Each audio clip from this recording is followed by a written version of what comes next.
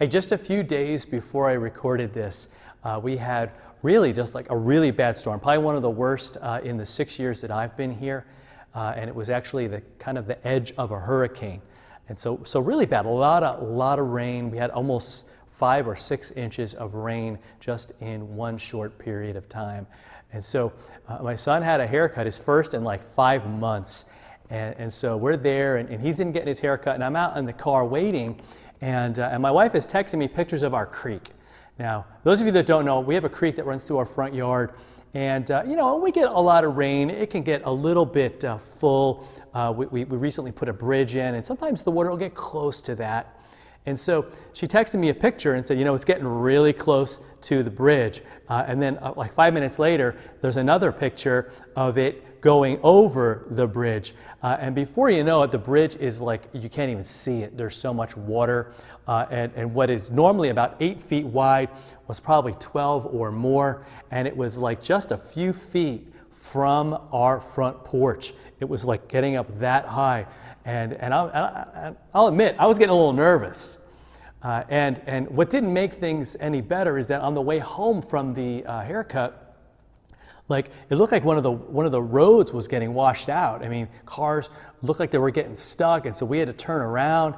And I began to worry. I'm like going, uh-oh, do I have to get ready? Do I have to build a boat or something? You know, I just didn't know what to do. But then I remember, right, this passage that I'm looking at, this passage that I'm going to be preaching on, like right now, is a reminder that God takes care of me.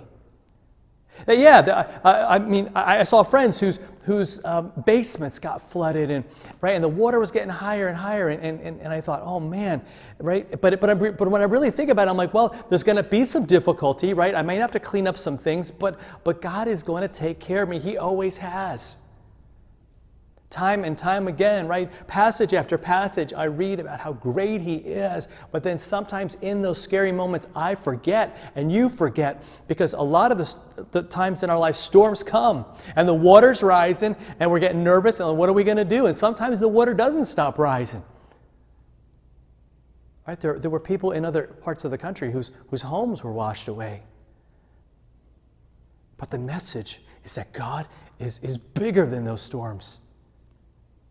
And that He's there to help those people rebuild. And really, no matter what, even if death were to take me, God's got me. And He's never going to let me go, and I am His. And He's always going to take care of me. And so we look at this passage. Turn to page to Matthew 14, and we're going to look at verse 22. Now, again, remember, this is right after Jesus had fed 5,000 people with 5 loaves and 2 fish. 5 loaves and 2 fish. A kid's Happy Meal winds up feeding just like this huge number of people. And again, you would think that would be enough for them to know, those disciples, to know who He was and what He's able to take care of. He's able to take care of them. But they forgot. And it's almost like their brains just couldn't process it. Because we really have nothing to compare it to in this life. Like God's in His own category. And when He does things, we can't fully grasp it. And I think that's kind of the point, is that He's bigger than we are, bigger than all that we can imagine. Francis Chan, I came across this great quote this week. He says, many spirit-filled authors have exhausted the thesaurus in order to describe God with the glory that He deserves, right? So they give it their best shot.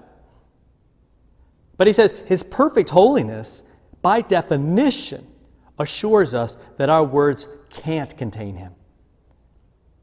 So we try to describe Him, right? And we write hymns and we write songs to try to capture who He is. And we use words like supernal, and it just barely scratches the surface of who He is. And that's the point. He's God and we're not. He's all-powerful, everlasting, right? All-knowing and just all-merciful. And we just can't grasp someone who could be that way. And so fear grips us. But Chan's words, his last sentence here is awesome. He says, isn't it a comfort to worship a God that we cannot exaggerate? I mean, you could try, but nothing is ever going to be an exaggeration. It's really the opposite. Everything is just going to, again, fall a bit short of who he is. So here's what happens, right, in this passage. It says, immediately the disciples got into the boat, and they go before him to the other side of the lake, right? And he dismisses the crowds, the ones who he had fed. And after he had dismissed those crowds, he went up on the mountain by himself to pray. And evening comes, and he's there alone. But the boat by this time was a long way from the land, being beaten by the waves, for the wind was against them. Now, here's the time frame. It's about the fourth watch of the night. So it's really between, let's say, like 3 a.m. and 6 a.m. I mean, so this is like darkness. This is like where you should be asleep. So they're out in the middle of this dark, like, lake, this body of water, and there's wind and there's waves, and all this is happening. And Jesus goes to them. And he is walking on the sea. Right? Not some calm sea like most artwork shows, and right, he's even the one for this sermon, right? You saw it. It was like a couple pairs of 2 feet width on like a really flat, smooth surface, right? No, this is like a raging sea, and Jesus is just walking out to them. And when they saw him walking, they were terrified. And they said, "It's a ghost." And they cried out in fear. But Jesus immediately says to them, "Don't take heart. It is I. Do not be afraid." Don't be afraid. It's me. And Peter answered him, "Lord, if it is you, command me to come to you on the water." And sometimes I don't know what to do with this. It sounds a lot like he's putting the Lord to the test. But Jesus says, "All right, come on. Come on." He wants them to know it's him. He wants them to know yet again and give them some more like gripping, compelling evidence that he is the Lord of all and that he can handle anything and everything. So Peter gets out of the boat, starts walking on the water, and came to Jesus. But then he looks around at the wind and he's afraid and he begins to sink and he cries out, "Lord, save me." He begins to drown. Again, not that it was, like as long as he just kept looking at Jesus, that he would have been fine. It's not the physical looking, it's his heart. His attention, his trust went from Jesus to what he could do. From Jesus to the circumstances around him. And then suddenly Jesus couldn't be the Lord of all. He couldn't be the one who was making that happen, because one minute he's actually walking on the water, next minute he's drowning. And the difference is where he's putting his faith. Like, what was he trusting? And like how he was seeing Jesus. See, in that moment, as he begins to drown, Jesus stops in his mind, in his belief, being the Lord of the universe, who made everything out of nothing, and who is able to raise the dead and heal the sick and give sight to the blind and feed 5,000 people with just that tiny, tiny, tiny little bit of food and have leftovers. Right? Suddenly, it's like Jesus can't do anything in his mind. And Jesus just wants him to know just how wrong that is. But he's merciful, and he reaches out his hand and takes hold of Peter, and he says to him, "Oh, you have little faith, why did you doubt? And why did you see me differently? Why do you stop doubting who I am and what I can do and what I'm all about? Why do you reduce me down to your size and with your abilities and with your limitations?" Because he doesn't have any of those. And that's the proof that Peter was actually able to go out on the water. It was because Jesus had enabled him to do that. And it says when they got into the boat, the wind ceased. And then everybody in the boat worshiped him, and they said, "Truly you are the Son of God." Now they get it. Because everything calms down and everything's okay. And I don't know about you, but I can't be too harsh on them. Because how many times, you get that diagnosis. And it's like, oh man, what am I going to do? But he's the Lord of all. He can heal. And he has defeated death, and he has defeated anything that would separate us from him. He bled and died for us. We're forgiven. And so when I come across somebody in my life, and I'm like, man, I just don't know how I'm going to forgive them. Well, I've been forgiven. I've been set free. And so why am I going to hold something against somebody, thinking it's impossible? And it could be any number of things that you're struggling with. So it could be lust, it could be greed, it could be some kind of addiction, some kind of thing that's going on in your mind, and it just weighs you down, and you're like, how am I going to get past this? Jesus is saying, remember who I am. Remember what I can do. And even with the positive things in our life, where God wants us to go. Maybe He wants us to go to that person that we don't know and talk about, and give them some hope. And maybe reach out to that new neighbor, reach out to that person that you've just never met before. It might be someone that you know that just needs you to listen, that needs you to just call them up and say, but you're like, you know what, I'm not good at that. I don't think I can do that. And again, in that moment, we're forgetting who He is.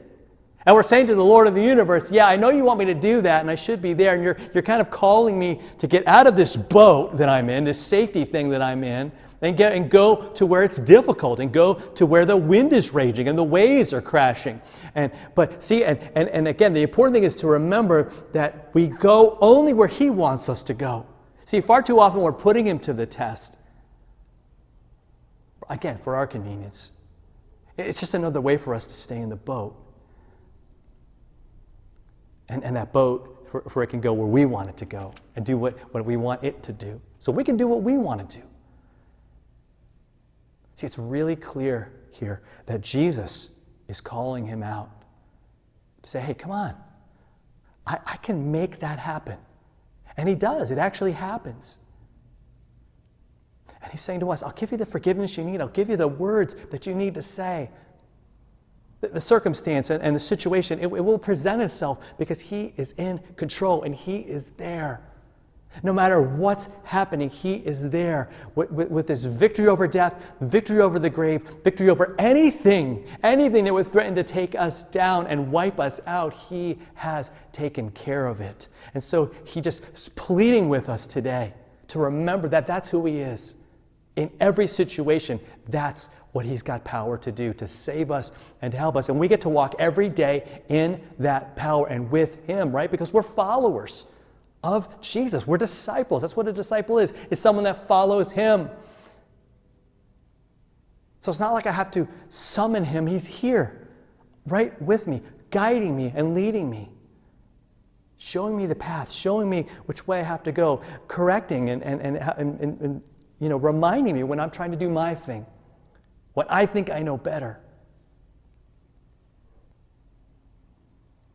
And so I pray that instead of fear, instead of doubt, instead of guilt and shame, we go to Him and we just ask His forgiveness, trusting that He has already won it for us on that cross and that we are His every single day, and that each step we take, He's right there with us. And we can trust Him, that each step can be sure because He's, again, step by step with us. So I pray that again continues to inspire us and lead us as we serve Him. In His name.